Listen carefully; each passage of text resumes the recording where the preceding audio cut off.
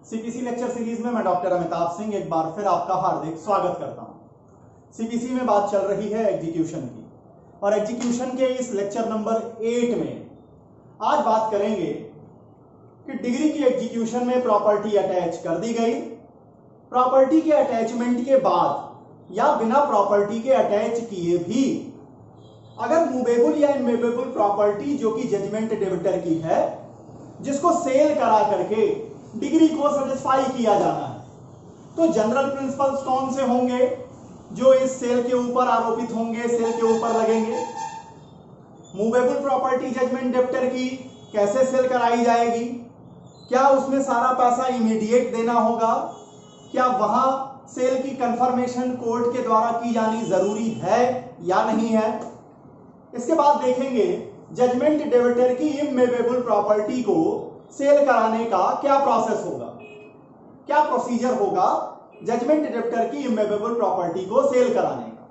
इसके बाद बात उठेगी रूल नंबर 93 से लेकर 106 में डिस्कस किए गए एक स्पेशल सब्जेक्ट की। वो क्या है कि अगर डिग्री होल्डर जाता है इमूवेबल प्रॉपर्टी का पोजीशन लेने के लिए या इमूवेबल प्रॉपर्टी को जो ऑक्शन सेल कराया जाता है, तो जो ऑक्शन परचेजर है जिसने वो प्रॉपर्टी खरीदी है, अगर वो जाता है प्रॉपर्टी का पोजीशन लेने के लिए और कोई व्यक्ति चाहे वो जजमेंट डेबिटर हो या कोई भी व्यक्ति अगर उसको रेसिस्ट करता है, उसको पोजीशन नहीं लेने देता, तो क्या ऐसा ऑक्शन परचेजर, ऐसा डिग्री होल्डर एक नया सिविल केस फाइल करेगा या एग्जीक्यूटिंग कोर्ट के सामने ही वो एप्लीकेशन देगा और एप्लीकेशन लेने के बाद वह कोर्ट क्या समरली इंक्वायरी करेगी या फुल फ्लेज इंक्वायरी करेगी। और अगर वो कोर्ट फुल फ्लेज इंक्वायरी करेगी तो कौन कौन से ऐसे प्रश्न होंगे जिनको उन पार्टीज के बीच में या उनके लीगल रिप्रेजेंटेटिव्स के बीच में वो कोर्ट पूरी तरह से फाइनलाइज करेगी। कोर्ट ने फाइनलाइज कर दिया, कोर्ट ने यह बता दिया कि डिग्री होल्डर को या ऑप्शन परचेजर को पोजीशन मिलना है, फिर भी अगर उन्हें पोजीशन लेने से कोई व्यक्ति निवारित करे, कोई व्यक्ति उन्हें पोजीशन ना लेने दे, तो सिविल कोर्ट के पास क्या पावर होंगे, जो एग्जीक्यूटिंग कोर्ट है उसके पास क्या पावर होंगे, इन बातों को भी आज डिस्कस करेंगे। शुरू करते हैं sale and delivery of property, जो कि एग्जीक्यूशन का लेक्चर नंबर 8 है। और इसके बाद एग्जीक्यूशन में सिर्फ एक ही लेक्चर बचेगा, वो है कि कैसे डिस्ट्रीब्यूशन ऑफ एसेट किया जाएगा। देखिए, जब आप एग्जीक्यूशन के प्रोसेस को देखते हैं, तरीकों को देखते हैं, तो उसमें जो सबसे ज्यादा इस्तेमाल किया जाने वाला तरीका है वो जजमेंट डेबिटर की प्रॉपर्टी को अटैचमेंट करा करके या बिना अटैचमेंट कराए भी सेल कराने का होता है। यहां अगर आप सीपीसी की खूबसूरती को जब आप देखेंगे, कुछ लोग जो कि कहते हैं कि सीपीसी बड़ा टेक्निकल है, यह बात सही है कि सीपीसी थोड़ा टेक्निकल जरूर है, लेकिन यह एक अद्भुत कोड है, इसको इतनी खूबसूरती से बनाया गया है। और अगर सीपीसी की खूबसूरती आपको देखनी है तो आपको एग्जीक्यूशन पढ़ना होगा, जहां एक और सिविल कोर्ट डिग्री होल्डर को, डिग्री होल्डर के फेवर में जो डिग्री दी गई है उसको सेटिस्फाई करने की प्राइमा फेसाई ड्यूटी बियर करती है, वहीं उसी समय एग्जीक्यूटिंग कोर्ट यह भी ध्यान रखती है कि जजमेंट डेबिटर के लिए यह एग्जीक्यूशन कोएर्सिव मीजर ना हो जाए। कैसे, इस बात को आज हम आपके सामने रख रहे हैं। जो अगर जनरल चीजों को उठाएं कि what are the general rules in respect of sale of property, सबसे पहला जो हेड उठा रहा हूं वो है general rules in respect of sale of property.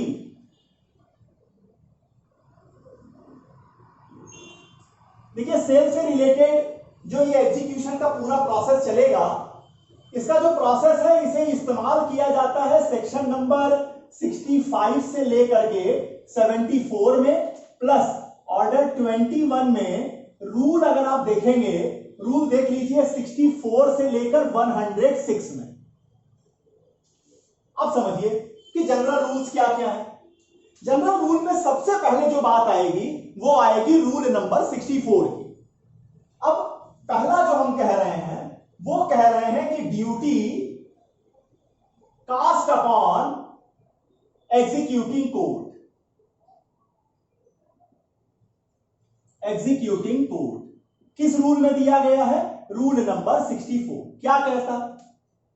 Executing code के ऊपर सिविल प्रोसीजर कोड एक ड्यूटी कास्ट करता है। क्या ड्यूटी है? ये एग्जीक्यूटिंग कोड को फिक्स करना पड़ेगा, तय करना पड़ेगा कि जो प्रॉपर्टी अटैच की गई है या बिना अटैच किए जिस प्रॉपर्टी को सेल कराना है, क्या वो पूरी प्रॉपर्टी सेल की जानी है या उसका कोई पोर्शन 10%, 20%, 30%, 50%, कोई पोर्शन इतना सफिशिएंट होगा उसका सेल कराना कि डिग्री होल्डर की डिग्री सेटिस्फाई हो जाए। सबसे पहला स्टेप जो सेल में उठेगा वो ये उठेगा कि एग्जीक्यूटिंग कोड को ये पहले फिक्स करना पड़ेगा। कैसे फिक्स करेंगे? उस प्रॉपर्टी की मार्केट वैल्यू देखते हुए, कितने की डिग्री है ये देखते हुए, कितना एक्सपेंस आना है, इन सारी चीजों को देखते हुए उनको ये सबसे पहले फिक्स करना पड़ेगा कि क्या जो अटैच की गई प्रॉपर्टी है या विदाउट अटैचमेंट भी अगर वो सेल कराना चाहते हैं तो प्रॉपर्टी का कितना पोर्शन सफिशिएंट होगा उस डिग्री को सेटिस्फाई करने के लिए। ये हो गया पहली चीज। अब इसके बाद आएंगे जो सेकंड स्टेप आएगा वो रूल नंबर 66 और 67 में डिस्कस किया हुआ है कि एक प्रोक्लेमेशन निकाली जाएगी सेल के लिए। एक सेल के लिए प्रोक्लेमेशन निकाली जाएगी। ये प्रोक्लेमेशन कौन निकालेगा, किसको किसको नोटिस देंगे और किन किन बातों का ध्यान रखा जाएगा। अब नंबर सेकंड जो आता है वो आता है इशू ऑफ प्रोक्लेमेशन। किस रूल में है? एकदम सिलसिलेवार चलिए 66, 67। कौन निकालेगा ये तो पता ही है, एग्जीक्यूटिंग कोड करेगी। नोटिस किसको किसको देंगे? देखिए पहले जो नोटिस दी जाएगी किसको देंगे? डिग्री होल्डर को देंगे और किसको देंगे? साथ में जजमेंट डेबिटर को देंगे। इस प्रोक्लेमेशन में 5 चीजों का ध्यान रखा जाएगा। किन किन बातों का? पहला जो देखिए 5 इंपॉर्टेंट थिंग्स जो है इसको देख लीजिए। ये चैप्टर आपके मेंस के पर्पस से सबसे इंपॉर्टेंट रहेगा अगर आप एग्जीक्यूशन को देखते हैं। 5 इंपॉर्टेंट थिंग में पहली इंपॉर्टेंट चीज क्या है? पहली इंपॉर्टेंट चीज है कि वो टाइम और प्लेस बताइए। टाइम और प्लेस ऑफ सेल बताइए जहां पर सेल किया जाएगा, पहली इंपॉर्टेंट चीज। दूसरी चीज ये बताइए पोर्शन ऑफ प्रॉपर्टी बताइए। पोर्शन ऑफ प्रॉपर्टी बताइए जो कि सफिशिएंट होगी डिग्री को सेटिस्फाई करने के लिए। नंबर 3, अगर उस प्रॉपर्टी पर कोई रेवेन्यू होती है, कोई रेवेन्यू ओरिजिनेट होता है गवर्नमेंट के फेवर में, तो इस रेवेन्यू का अमाउंट कितना है ये बताइए। नंबर 4, अगर उस प्रॉपर्टी पर कोई इनकम्बरेंस है, कोई लायबिलिटी है, तो वो कितने की है पहले ये बताइए। नंबर 5, अदर सारी चीजें, अदर एसेंशियल्स या अदर रिक्वायरमेंट्स कह लीजिए, अदर एसेंशियल्स कह लीजिए, अदर स्पेशलाइज्ड कैरेक्टर्स कह लीजिए, जो कि जरूरी होगा, which were necessary किसके लिए? For prospective purchaser. जो आदमी खरीदने वाला है वो क्या क्या बातों को जानना चाहेगा किसी प्रॉपर्टी को खरीदने के पहले, वो सारी चीजें आपके प्रोक्लेमेशन में आएंगी। पहला हो गया 64 में आपने फिक्स कर लिया कितना पोर्शन आपको सेल कराना है। अब 66, 67 में जजमेंट डेबिटर और डिग्री होल्डर दोनों को नोटिस देंगे। नोटिस देने के बाद प्रोक्लेमेशन इशू की जाएगी। इस प्रोक्लेमेशन में 5 चीजों का ख्याल रखिएगा। टाइम और प्लेस क्या होगा सेल का। दूसरी बात, कौन से कितना पोर्शन का सेल करा रहे हैं ये ध्यान दीजिए। तीसरी बात, अगर उस प्रॉपर्टी पर रेवेन्यू ओरिजिनेट होती है, कितनी रेवेन्यू होती है। अगर उस प्रॉपर्टी पर इनकम्बरेंस है कितना है, और other essentials, other requirement, other specific चीजों के बारे में, अगर पर्टिकुलर्स के बारे में जो कि प्रोस्पेक्टिव परचेजर को जानना चाहिए। ये आपने प्रोक्लेमेशन इशू कर दिया। अब प्रोक्लेमेशन कैसे इसको आप सर्कुलेट करेंगे, तो प्रोक्लेमेशन सर्कुलेट करने का तरीका है ड्रम बीट करके ये कराया जाता है, या अगर कोई और कस्टमरी प्रैक्टिस उस एरिया में चल रही है तो उस कस्टमरी प्रैक्टिस से इसको जनता के बीच में प्रसारित किया जाएगा। इसके साथ ही इस प्रोक्लेमेशन की एक कॉपी उस कोर्ट में लगेगी, एक कॉपी उस प्रॉपर्टी के पोर्शन पे लगेगी जिस प्रॉपर्टी को सेल किया जाना है। अगर उस प्रॉपर्टी से रेवेन्यू ओरिजिनेट होती है तो इस प्रोक्लेमेशन की एक कॉपी डीसी या कलेक्टर के ऑफिस पे भी लगेगी। इस प्रोक्लेमेशन को ऑफिशियल गजट में प्रकाशित किया जाएगा या लोकल न्यूज़पेपर में इसका पब्लिकेशन कराया जाएगा। इतनी बातें हैं प्रोक्लेमेशन के बारे में। तो नंबर 1 हो गया, ड्यूटी कास्ट हो गई उनके ऊपर। नंबर 2 आ गया कि प्रोक्लेमेशन कैसे और कब कराया जाएगा। अब आते हैं नंबर 3 जो है वो है टाइम ऑफ सेल। सेल कब कराया जाएगा। नंबर 3 जो इंपॉर्टेंट चीज आती है वो आती है टाइम ऑफ सेल।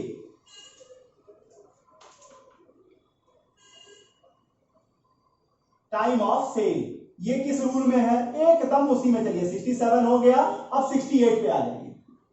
अब देखिए प्रॉपर्टी कितने तरीके की आप जो है वो सेल कराएंगे, या तो मूवेबल होगी या इमूवेबल होगी। अब इसमें ऑब्जेक्टिव का क्वेश्चन देखिए, अगर मूवेबल प्रॉपर्टी है और अगर इमूवेबल प्रॉपर्टी है तब क्या। मूवेबल प्रॉपर्टी के केस में सेल जो होगी after 7 days from date of proclamation, और इमूवेबल प्रॉपर्टी के केस में after 15 days from date of proclamation. समझिए, मतलब अगर आज मान लें कि अगर आज 1 अक्टूबर है और 1 अक्टूबर को आपने प्रोक्लेमेशन इशू करा दी है और आप मूवेबल प्रॉपर्टी का ऑक्शन कराना चाहते हैं, तब वहां पर कैसे होगा, ये जब भी होगा 1+7 8 तारीख या उसके बाद, 8 अक्टूबर या उसके बाद आप इसका ऑक्शन करा सकेंगे। अगर इमूवेबल प्रॉपर्टी होगी तो कम से कम 15 दिन बाद। क्यों, प्रश्न उठेगा डिग्री होल्डर के मन में, प्रश्न उठेगा कॉमन आदमी के मन में, प्रश्न उठेगा लॉ के विद्यार्थी के मन में, क्यों डिग्री पास हो गई, जजमेंट डेप्टर हार चुका है, हाँ सारी चीज उसके खिलाफ पास हुई है, अब उसको 7 दिन और 15 दिन क्यों दिया जा रहा है। इसका जवाब देखिए सीपीसी की यही खूबसूरती है कि यहां एग्जीक्यूशन में जहां कोर्ट एक तरफ डिग्री होल्डर के इंटरेस्ट को प्रोटेक्ट करती है, वहीं सेम उसी समय पर यह देखने की जिम्मेवारी भी एग्जीक्यूटिंग कोर्ट की ही है कि एग्जीक्यूशन का मतलब जजमेंट डेबिटर के लिए कोएर्सन नहीं होता, उसका प्रपीड़न नहीं करना है, उसको हमें उत्पीड़ित नहीं करना है। हम प्रोक्लेमेशन के बाद भी उसे 7 और 15 दिन का समय दे रहे हैं कि अगर वो जितने की डिग्री उसके खिलाफ पास हुई है वो उसको सेटिस्फाई कर देता है तो हम ये प्रोक्लेमेशन के लेवल से ही चीजें समाप्त कर देंगे। तो ये 7 और 15 दिन का समय दिया गया। मूवेबल प्रॉपर्टी का अगर सेल कराया जाएगा प्रोक्लेमेशन से 7 डेज के बाद, इमूवेबल प्रॉपर्टी अगर होगी तो प्रोक्लेमेशन से 15 दिन के बाद कराई जाएगी। अगला स्टेप आता है एडजर्नमेंट, सेल को एडजर्न किया जाना। Number 4 adjournment of sale. Adjourn कौन कर सकता है, एडजर्नमेंट का पावर आप सभी जानते हैं भाई, पूरा पावर एग्जीक्यूटिंग कोर्ट के पास है, वो कर सकते हैं। किस रूल में आएगा, 68 आ चुका है, कौन सा रूल आएगा, रूल 69 1 and 2 क्या कहता है। देखिए एग्जीक्यूटिंग कोर्ट अगर उसको जस्टिफाई रीजन मिल जाते हैं किसी भी समय, वो एग्जीएस प्रोक्लेमेशन को स्टे कर देंगे, रोक देंगे, एडजर्न कर देंगे। लेकिन ध्यान दीजिएगा, अगर ये एडजर्नमेंट 30 दिन से ज्यादा समय के लिए हो रहा है तब यहां पर नया प्रोक्लेमेशन इशू करना जरूरी होगा। अगर एडजमेंट 30 दिन से कम का है, 15 दिन का है, 7 दिन का है, 20 दिन का है, 28 दिन का है, कोई दिक्कत नहीं है। लेकिन अगर 30 दिन से ज्यादा के लिए एग्जाम किया जा रहा है तो नया प्रोक्लेमेशन इशू करना जरूरी होगा। अब आते हैं, पांचवी बात यहां पर जो आती है वो आती है स्टॉप द प्रोसेस। क्या प्रोसेस को स्टॉप किया जा सकता है? जी हां, किया जा सकता है, कोई दिक्कत नहीं है। पूरा प्रोसेस किस लिए चलाया जा रहा है? पूरा प्रोसेस चलाया जा रहा है कि जो डिग्री पास हुई है जजमेंट डेबिटर के खिलाफ वो सेटिस्फाई हो जाए। अगर जजमेंट डेबिटर या उस प्रॉपर्टी में इंटरेस्टेड कोई भी पर्सन अगर जितना अमाउंट डिग्री में दिया गया है वो अमाउंट कोर्ट में जमा कर देता है, जो एक्सपेंस अभी तक हुए हैं एग्जीक्यूशन में वो एक्सपेंस जमा कर देता है, तो ये पूरा प्रोसेस कोर्ट स्टॉप कर देगी, रोक देगी। अब आइए, अब एक स्पेशल चीज उठती है, वो उठती है default by purchaser, by auction purchaser कहिए ज्यादा बेहतर है। ऑक्शन परचेजर ये क्या है? अब मान लीजिए प्रॉपर्टी ऑक्शन कर दी गई, ऑक्शन परचेजर से ये उम्मीद की जाती है कि वो पैसा जमा करेंगे। इमूवेबल प्रॉपर्टी में थोड़ा पैसा तुरंत देना होता है, बाकी पैसा देने के लिए थोड़ा टाइम मिलता है। और मान लीजिए कि ऑक्शन परचेजर पैसा देने में डिफॉल्ट कर गए, नहीं चुका पाए वो पैसा, अब क्या होगा? अब रीसेल होगी। अब मान लीजिए पहली बार जो ऑक्शन सेल हुआ था कोई इमूवेबल प्रॉपर्टी 1 करोड़ में बिकी थी, दूसरी बार जब उसका रीसेल हो रहा है तो वो केवल 90 लाख में बिक रही है। तो ये जो डिफरेंस है 1 करोड़ और 90 लाख का, मतलब 10 लाख रुपए चुकाने की जिम्मेवारी अब किसकी हो जाएगी? ये 10 लाख रुपए चुकाने की जिम्मेवारी डिफॉल्ट करने वाले ऑक्शन परचेजर की होगी। तो अगर आप पैसा नहीं दे पाए और आप ऑक्शन परचेजर हैं और अगले सेल में अगर अमाउंट रिड्यूस हुआ तो उसकी भरपाई आप ही को करनी होगी। अब आते हैं कि क्या कुछ रिस्ट्रिक्शन लगा हुआ है, कुछ विशेष लोगों को रोका गया है बिडिंग करने से, बोली लगाने से, और अगर है तो ये कहां मिलेगा? तो यहां पर है रिस्ट्रिक्शन ऑन बिडिंग। नंबर 7 जो जनरल इंपॉर्टेंट है वो है रिस्ट्रिक्शन ऑन बिडिंग।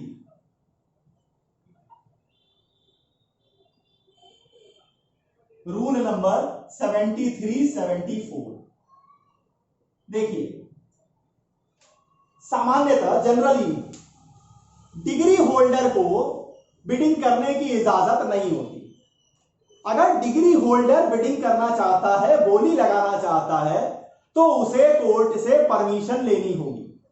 कोर्ट अपने चीजों को जस्टिफाई करने के बाद जो सवालात होंगे जिनको पूरा करने के बाद कोर्ट उन्हें परमिशन दे सकती है।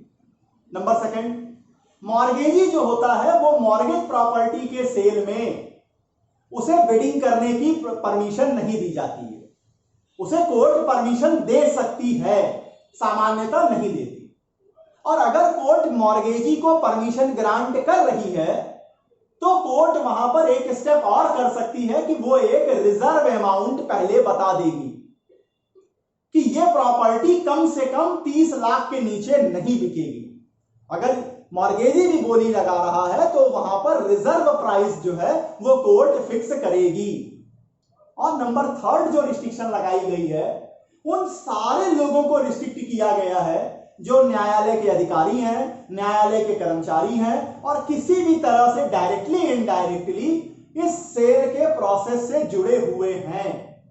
तो उनको डायरेक्ट तरीके से, इनडायरेक्ट वे से, किसी भी मेथड से वो ऐसे ऑक्शन सेल में बिडिंग का काम नहीं कर सकेंगे। तो अगर जनरल देखिए कितनी चीजों को आपको ध्यान देना है। अभी बिना मूवेबल इमूवेबल में गए बात हो रही है। तो सबसे पहले आएगा रूल 64 में एग्जीक्यूटिंग कोर्ट के ऊपर ये ड्यूटी बनेगी कि वो ये बताएं कि कितना पोर्शन जरूरी है डिग्री को सेटिस्फाई करने के लिए प्रॉपर्टी। नंबर 2 66-67 में प्रोक्लेमेशन इशू होगी। प्रोक्लेमेशन किसको किसको नोटिस देके इशू होगी? जजमेंट डेबिटर और डिग्री होल्डर को। 5 चीजों का विशेष ध्यान रखा जाएगा। रूल नंबर 68 में हमने बात की टाइम ऑफ सेल की, मूवेबल प्रॉपर्टी में 7 दिन बाद प्रोक्लेमेशन से, इमूवेबल प्रॉपर्टी में 15 दिन बाद। फिर इसके बाद एडजर्न किया जा सकेगा, जी एडजर्न कर सकती है कोर्ट, लेकिन अगर 30 डेज से ज्यादा एडजर्न कर रही है तो नया प्रोक्लेमेशन निकालना होगा। स्टॉप कर सकते हैं प्रोसेस, जी बिल्कुल कर सकते हैं। अगर जजमेंट डेबिटर या प्रॉपर्टी से इंटरेस्टेड कोई भी व्यक्ति पूरा डिग्री का अमाउंट, पूरा खर्चा अगर चुका देता है तो कोर्ट को कोई जरूरत नहीं है इस प्रोसेस को चलाने की, वो स्टॉप कर देगी। अगर ऑक्शन परचेजर डिफॉल्ट करेगा तब क्या होगा? भैया देखो सीधा सिद्धांत है, जो करेगा वो भरेगा। अगर गलती तुमने की है ऑक्शन परचेजर तो तुम्ही को भरना पड़ेगा।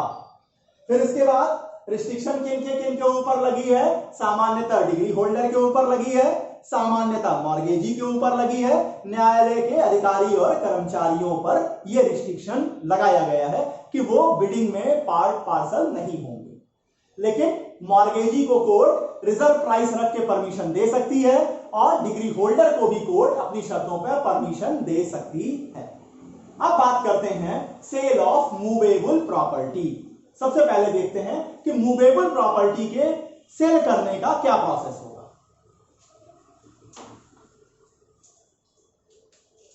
Cell of movable property. अब मूवेबल प्रॉपर्टी में कौन सा रूल चलेगा? रूल चलेगा रूल नंबर 74 से 81। Sale of movable property, rule 74 से 81। देखिए इसमें कुछ इंपॉर्टेंट चीजें आएंगी। सबसे पहला, अब यहां देखिए प्लेस ऑफ सेल क्या होगा।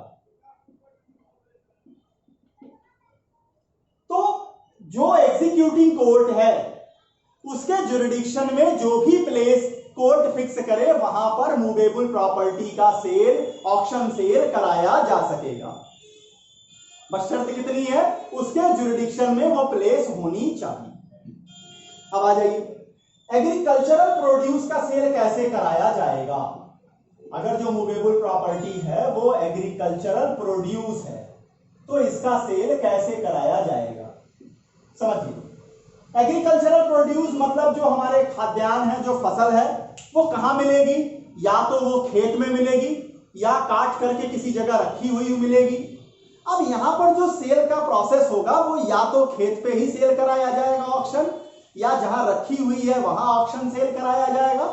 और अगर कोर्ट को लगता है कि इसको अगर नियर बाई किसी मार्केट प्लेस पे पहुंचाया जाए तो वहां अच्छी कीमत मिल जाएगी, तब वहां पर कोर्ट उस नियर बाई जो मार्केट प्लेस होगा, जहां लोगों के आए पाए जाने की संभावना ज्यादा होगी, वहां पर ऑक्शन सेल कराएगी। अब बात उठेगी कि अगर निगोशिएबल इंस्ट्रूमेंट है उसका सेल कैसे कराएंगे? निगोशिएबल इंस्ट्रूमेंट में क्या करेंगे आप? तो निगोशिएबल इंस्ट्रूमेंट में देखिए ऑक्शन सेल नहीं कराया जाता। यहां जो सेल होता है ये बाई ब्रोकर होता है, ब्रोकर के जरिए सेल कराया जाता है, ऑक्शन सेल में इसमें नहीं जाते। अब आ जाइए, फिर बात उठती है कि पेमेंट कब देना होगा। पेमेंट का प्राइस, भाई प्राइस का पेमेंट कब करना होगा? तो देखिए मूवेबल प्रॉपर्टी के केस में बिल्कुल दिमाग में फिट कर लीजिए कि जिस समय ऑक्शन सेल होगा उसी समय आपको पूरी प्राइस चुकानी पड़ेगी। उसी समय ऑक्शन सेल के समय ही ऑक्शन परचेजर पूरी प्राइस चुकाएगा। जैसे ही वो पूरी प्राइस चुका देगा ये सेल कंप्लीट मान ली जाएगी, ये कंप्लीट हो जाएगी। मूवेबल प्रॉपर्टी के सेल में कंफर्मेशन बाय द कोर्ट करना जरूरी नहीं है, नहीं किया जाता है। ये कंफर्मेशन बाय कोर्ट रूल 92 में इमूवेबल प्रॉपर्टी के लिए जरूरी होगा। लेकिन मूवेबल प्रॉपर्टी को अगर ऑक्शन सेल किया जा रहा है तो यहां पर confirmation by sale, confirmation by court की कोई जरूरत नहीं है। ऑक्शन हो रहा है, पूरा पैसा चुकाइए, प्रॉपर्टी आपकी। अब आते हैं कि क्या इसको चैलेंज भी किया जा सकता है किसी ग्राउंड पर? जी, ग्राउंड है इर्रेगुलरिटी का। पांचवी चीज, चैलेंज, प्रोसेस को अगर आप चैलेंज करना चाहते हैं तो कैसे करेंगे? रूल 78 कहता है कि पब्लिकेशन ऑफ प्रोक्लेमेशन में या इस पूरे प्रोसीजर में, कि जो ऑक्शन हो रहा है इसके प्रोसीजर में अगर कोई मटेरियल इर्रेगुलरिटी हुई है और उस मटेरियल इर्रेगुलरिटी से आपको सब्सटेंशियल लॉस हो रहा है, आपको सब्सटेंशियल इंजरी हो रही है। अब सब्सटेंशियल इंजरी को समझिए, मतलब यह है कि पूरा प्रोडक्ट जो था वो 10 लाख रुपए का था, लेकिन उसको इस तरीके से ऑक्शन किया गया कि वो 70,000 में बिक रहा है, तो ये जो नुकसान है ये सब्सटेंशियल इंजरी मानी जाएगी। तो अगर आप चैलेंज करना चाहते हैं सेल ऑफ मूवेबल प्रॉपर्टी को, रूल 78 में कर सकते हैं। ग्राउंड आपको उठाना पड़ेगा मटेरियल इर्रेगुलरिटी, कहां कहां, या तो प्रोक्लेमेशन के इशू होने में या इस प्रोसेस के किए जाने में, और इस मटेरियल इर्रेगुलरिटी से आपको होना चाहिए सब्सटेंशियल इंजरी। अगर ये आप पूरी कर देते हैं तो कोर्ट ये चैलेंज एक्सेप्ट कर लेगी। इतनी बातें हैं सेल ऑफ मूवेबल प्रॉपर्टी के लिए। अब देखते हैं सेल ऑफ इमूवेबल प्रॉपर्टी को। सेल ऑफ इमूवेबल प्रॉपर्टी को जब आप देखते हैं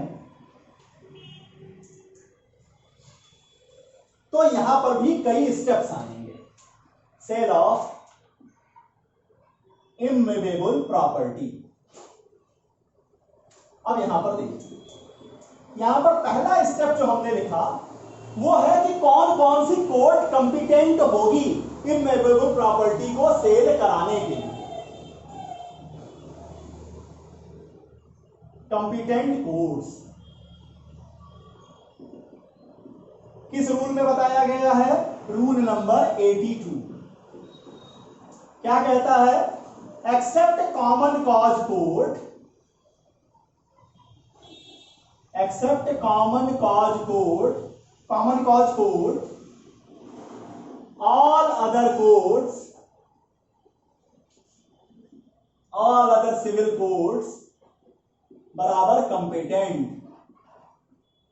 मतलब कॉमन कॉज कोर्ट कंपिटेंट नहीं होंगी, इनके अलावा सारी सिविल कोर्ट्स कंपिटेंट हैं क्या काम कराने के लिए? इमूवेबल प्रॉपर्टी के ऑक्शन सेल के लिए।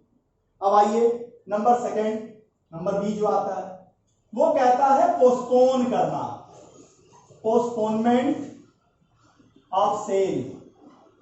किस रूल में आएगा? चलते रहिए, रूल नंबर 83 क्या कहता है?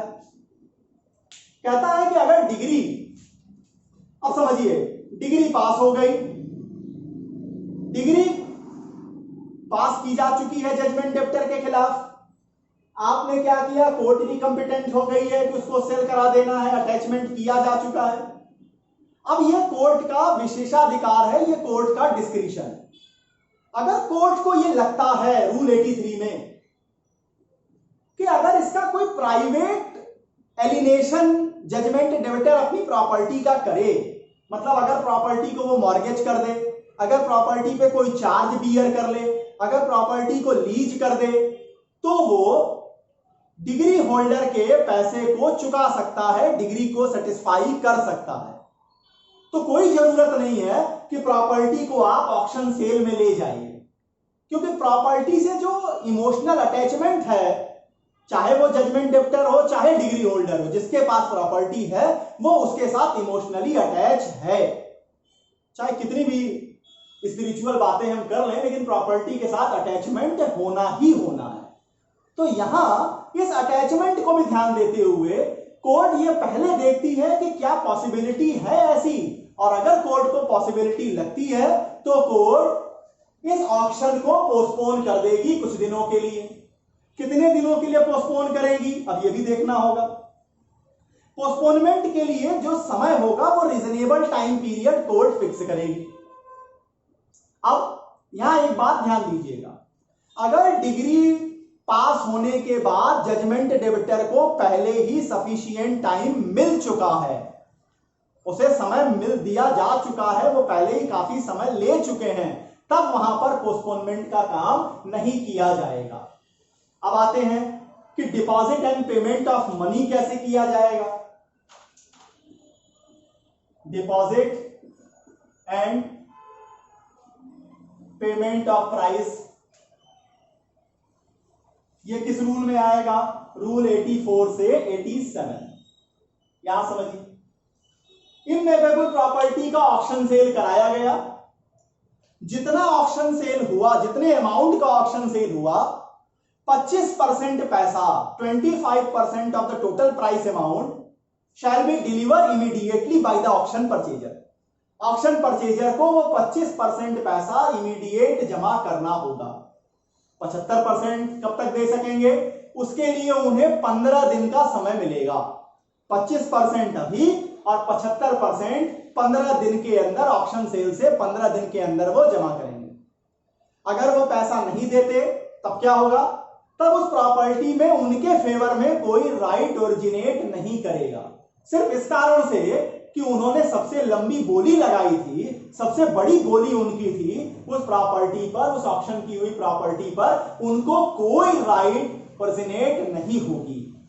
प्राइस का चुकाना इमीडिएट जरूरी है 25% और 15 दिन के अंदर रिमेनिंग 75% पैसा उन्हें चुकाना होगा। अब बात उठती है रूल 88 में कि क्या को ओनर जो है उस प्रॉपर्टी के, जो ऑक्शन हो रही है उसके को ओनर बोली लगा सकते हैं? तो रूल 88 कहता है कि को ओनर प्रीएम्पशन के राइट का इस्तेमाल कर सकते हैं।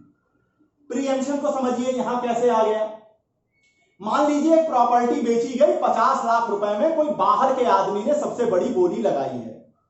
अगर 50 लाख रुपए देने के लिए को ओनर रेडी हो जाते हैं, तब वो हम पहला मौका, पहली वरीयता जो देंगे वो को ओनर को देंगे, वो हम को शेयरर को देंगे प्रॉपर्टी के। क्यों?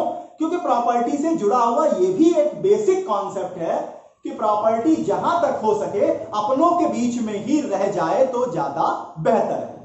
तो यहां रूल 88 कहता है, डी पर आ जाइए, रूल 88 कहता है बिड बाई को ओनर, और यहां पर ये राइट इस्तेमाल कर सकेंगे प्रीएम्पशन का। कौन से रूल में? Rule number 88।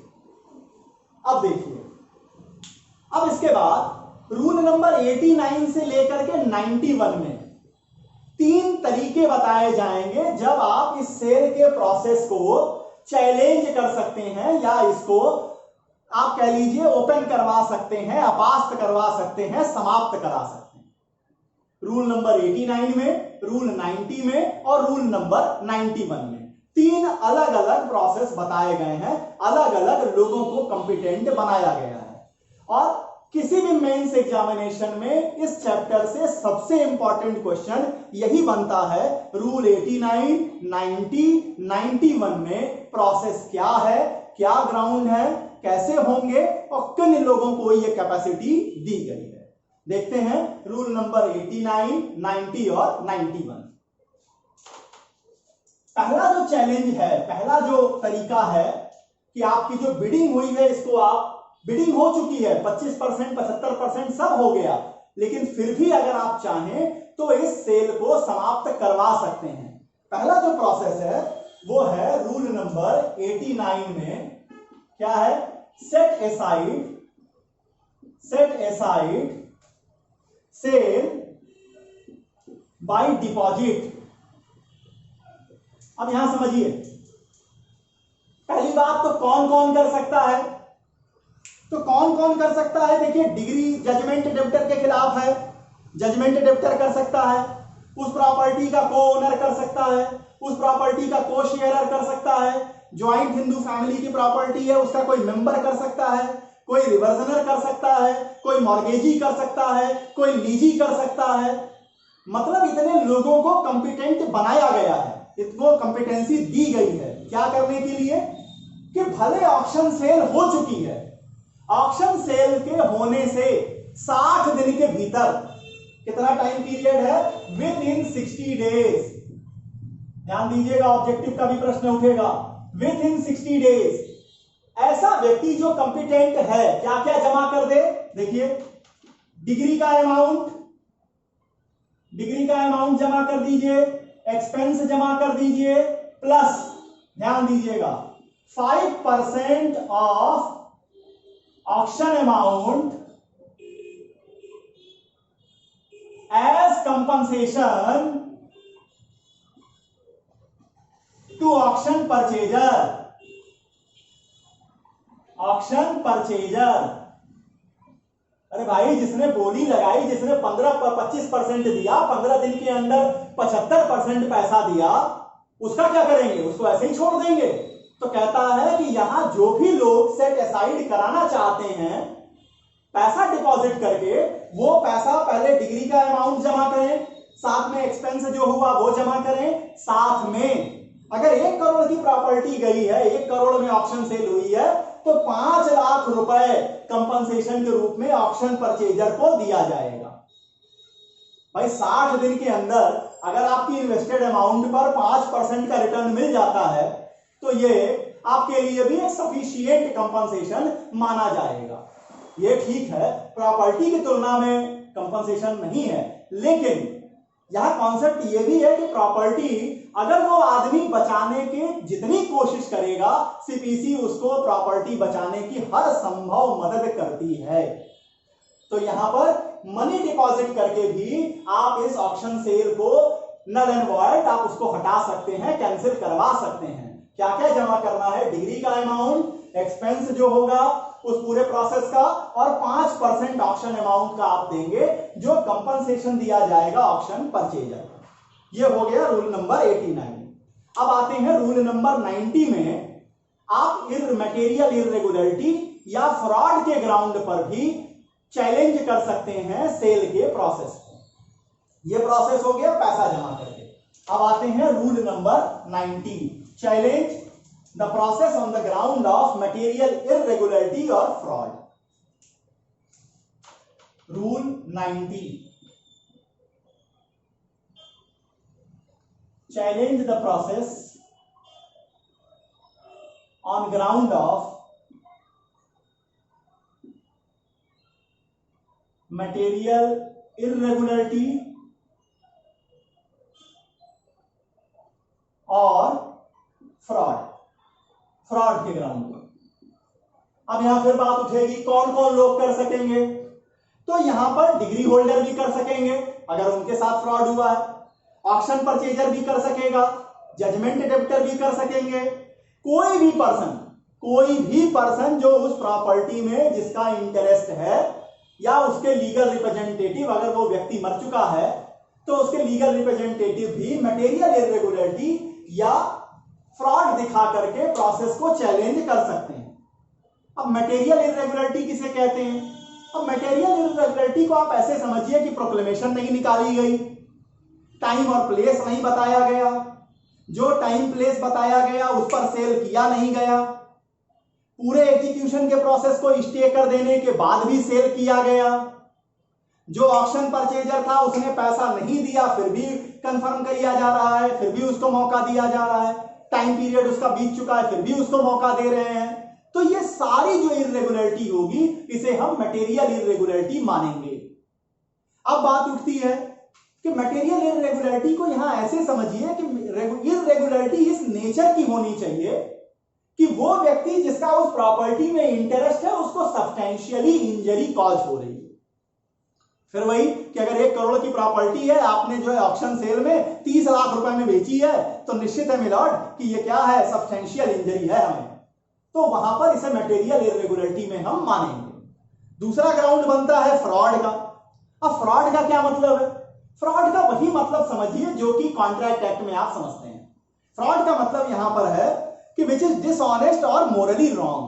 अगर कुछ डिसऑनेस्ट तरीके का इस्तेमाल किया जा रहा है, हो सकता है कि डिग्री होल्डर करे, जरूरी नहीं है कि फ्रॉड में ऑक्शन परचेजर भी शामिल हो, लेकिन अगर कुछ मोरली रॉन्ग तरीके का इस्तेमाल किया गया है, चाहे वो जजमेंट डेबिटर के द्वारा किया गया, डिग्री होल्डर के द्वारा किया गया, ऑक्शन परचेजर के द्वारा किया गया, तो उसको फ्रॉड के ग्राउंड पर भी आप उस सेल प्रोसेस को नल एंड वॉइड करा सकते हैं, कैंसिल करा सकते हैं। अब बात आती है, ये तो हो गया रूल नंबर 90। अब रूल नंबर 91 में एक और ग्राउंड अवेलेबल होता है, लेकिन ये ग्राउंड केवल और केवल ऑक्शन परचेजर को मिलता है। ध्यान दीजिएगा, रूल 89 में बहुत सारे लोगों को राइट बना कि वो पैसा जमा करके प्रॉपर्टी बचा सकते हैं। रूल 90 में जजमेंट डेब्टर को भी मिला, डिग्री होल्डर को भी मिला, ऑप्शन परचेजर को भी मिला, जिनका प्रॉपर्टी में मटेरियल इंटरेस्ट है उनको भी मिला कि वो फ्रॉड दिखा करके बचा सकते हैं, कैंसिल करा सकते हैं, मटेरियल इरेगुलरिटी दिखाकर प्रोसेस को कैंसिल करा सकते हैं। रूल 91 सिर्फ और सिर्फ ये ग्राउंड अवेलेबल कराता है ऑक्शन परचेजर को। क्या? कि भाई साहब जो प्रॉपर्टी आपने ऑक्शन में बेची है इसमें जजमेंट डेबिटर का सेलेबल कोई इंटरेस्ट नहीं है। There is no saleable interest of judgment debtor in such auction property. इस ग्राउंड पर अगर कोई इस प्रोसेस को कैंसिल करा सकता है तो वो केवल और केवल ऑक्शन परचेजर है। तो rule number 91 only for auction purchaser, इसके अलावा कोई नहीं आएगा। यहां क्या ग्राउंड बनेगा? There is no saleable there is no saleable interest of judgment debtor in auction property. Auction property में कोई सेलेबल इंटरेस्ट है ही नहीं। आप जिसका ऑक्शन करा रहे हैं, जिसको आप बेच रहे हैं, उसमें जजमेंट डेब्टर का कुछ बनता ही नहीं है। तो इस ग्राउंड पर ऑक्शन परचेजर उस प्रोसेस को कैंसिल करा सकते हैं। अब आते हैं सेक्शन ऑर्डर नंबर 21 के रूल 92 में। वो कहता है कंफर्मेशन ऑफ सेल। 89 में आप पैसा जमा करके कैंसिल करा सकते हैं, 90 में मटेरियल इरेगुलरिटी या फ्रॉड दिखा करके, 91 में auction purchaser no saleable interest दिखा करके। अब आते हैं रूल 92 कंफर्मेशन ऑफ सेल। मान लीजिए कंफर्मेशन ऑफ सेल, देखिए 89, 90 और 91 में कोई एप्लीकेशन दी नहीं गई या एप्लीकेशन दी गई, कोर्ट ने उसे रिजेक्ट कर दिया। अब कोर्ट क्या करेगी? अब कोर्ट जो ऑक्शन सेल हुई है, जो 25% इमीडिएट और 75% 15 दिन के अंदर दिया जा चुका है, अब कोर्ट जो है उस सेल को कंफर्म करेगी। तो एक प्रश्न उठता है कि आखिर वो सेल में, उस सेल किए हुए प्रॉपर्टी में जो ऑक्शन परचेजर होगा उसको राइट किस दिन ओरिजिनेट करेंगे? जिस दिन वास्तविक सेल हुई ऑक्शन वाली उस दिन, या जिस दिन कोर्ट कंफर्म कर रही है उस दिन? तो ध्यान दीजिएगा, उसको प्रॉपर्टी में इंटरेस्ट उसी दिन ओरिजिनेट कर जाएंगे जिस दिन प्रॉपर्टी सेल की गई है। कंफर्मेशन की डेट से उसके राइट्स और लायबिलिटीज के ओरिजिनेशन पर कोई इफेक्ट नहीं पड़ेगा। सिर्फ यहां इमूवेबल प्रॉपर्टी में हम मौके ज्यादा देते हैं पार्टीज को कि कहीं गलत न हो जाए। तो चूंकि हमने मौका दिया है, अगर उस मौके का इस्तेमाल नहीं हुआ या मौका लिया गया लेकिन वो गलत था, तो यहां कोर्ट की जिम्मेवारी बनेगी कि कोर्ट उस सेल को कंफर्म करे। कंफर्म करके क्या करेगी? अब यहां कंफर्म करके वो एक सर्टिफिकेट इशू करेंगे। किस रूल में? 94। रूल 94 कहता है सर्टिफिकेट बाय कोर्ट। क्या सर्टिफिकेट देंगे भाई? ये देखिए, इस सर्टिफिकेट में कोर्ट ये बताएगी किस दिन ऑक्शन सेल किया गया, किस आदमी ने प्रॉपर्टी खरीदी, प्रॉपर्टी के पर्टिकुलर्स को स्पष्ट करते हुए एक सर्टिफिकेट कोर्ट इशू करेगी। अब आपके दिमाग में प्रश्न उठेगा कि इस सर्टिफिकेट का क्या मतलब, इसका क्या लेना देना? इसका मतलब यह है, देखिए ये सर्टिफिकेट कोई राइट और ड्यूटी ओरिजिनेट नहीं करता। यह सर्टिफिकेट उस प्रॉपर्टी से रिलेटेड फ्यूचर में कोई भी डिस्प्यूट न उठे, इसलिए और ऑक्शन परचेजर के इंटरेस्ट को प्रोटेक्ट करने के लिए, ऑक्शन परचेजर के इंटरेस्ट को प्रोटेक्ट करने के लिए कोर्ट इशू करती हैं, जिसमें क्या क्या बताया जाता है, किस दिन सेल हुआ, किस दिन कंफर्म हुआ, कितने में सेल हुआ, कौन ऑक्शन परचेजर है, इन सारी बातों की और ऑक्शन की हुई प्रॉपर्टी की स्पेसिफिकेशन वहां बताई जाती है। तो इतनी बातें हैं इमूवेबल प्रॉपर्टी के सेल के प्रोसेस में।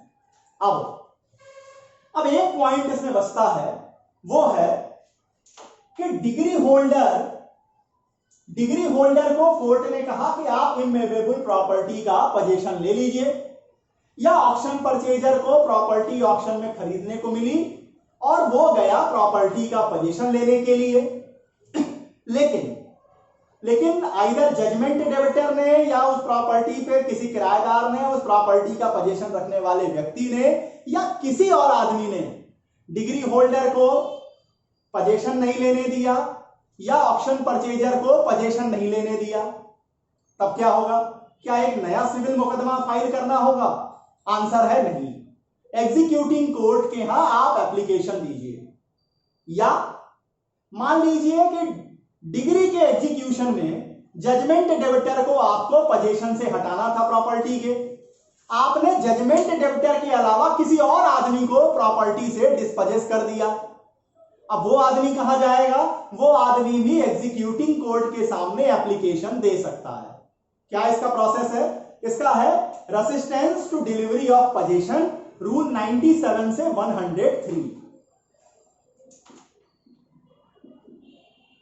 Resistance to delivery of possession.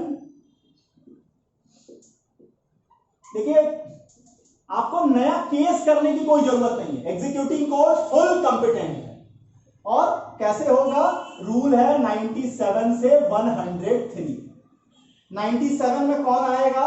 Rule 97 में आएंगे डिग्री होल्डर आ सकता है, ऑक्शन परचेजर भी आ सकता है जिसको रोका गया है।